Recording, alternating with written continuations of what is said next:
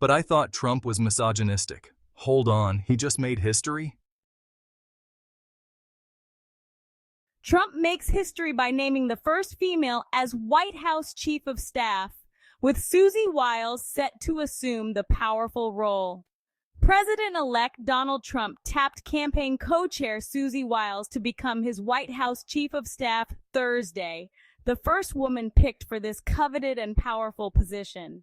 Wiles, nicknamed the Ice Maiden, is widely credited as being one of the chief architects of Trump's victorious presidential campaign.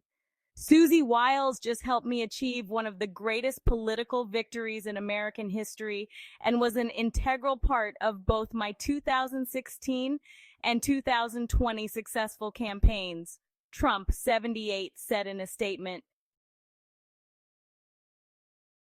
Meanwhile, the Taliban called for peace. The Taliban interim government in Afghanistan reacted to Donald Trump's victory in the U.S. presidential election by saying it hopes this opens a new chapter in relations with the U.S. The interim government's foreign ministry spokesperson Abdul Kahar Balki posted a statement on X following the election results. He expressed hope that the incoming administration would adopt a pragmatic approach to advance ties between the two sides.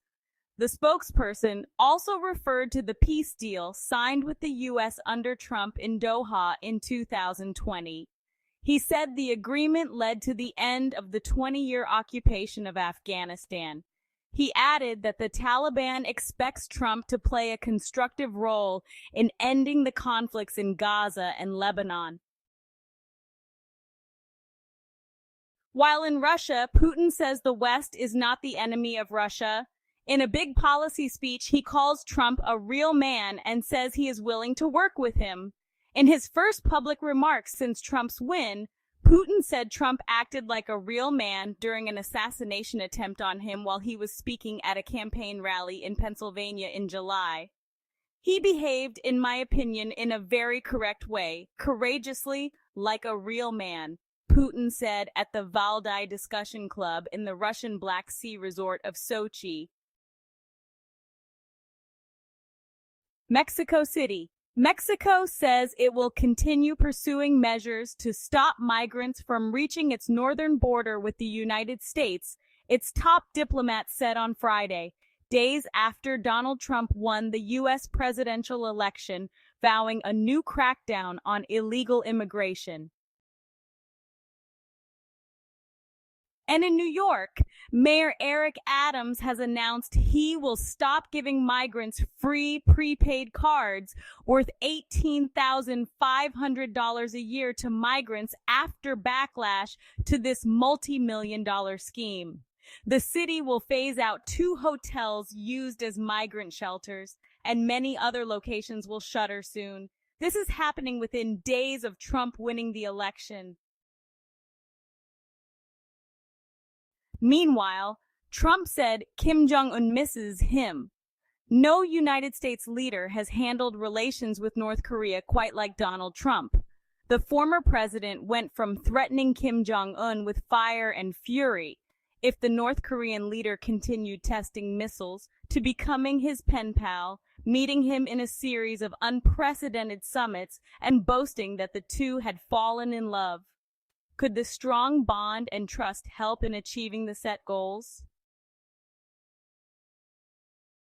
In Europe, the EU's opening bid to avoid Trump's tariffs is this: we could buy more American gas instead of Russian gas, said one source. Brussels hopes to avoid a trade war with the Republican president-elect.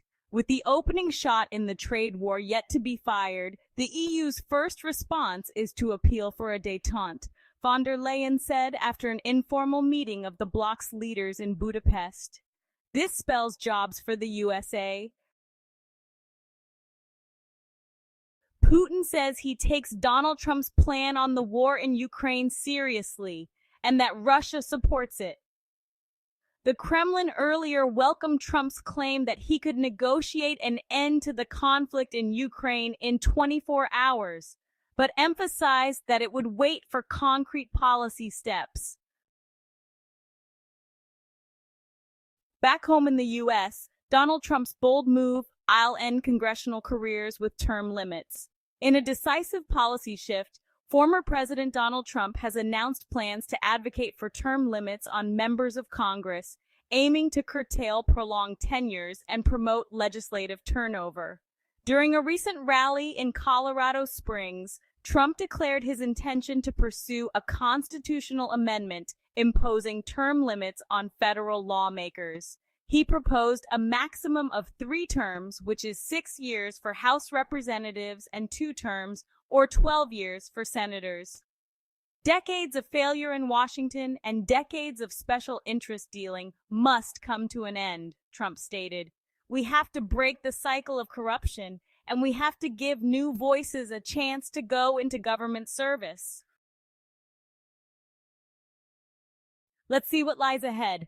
On the Trump Watch, this is Buzzline News. Please, if you haven't done so yet, share and subscribe. Thanks for watching.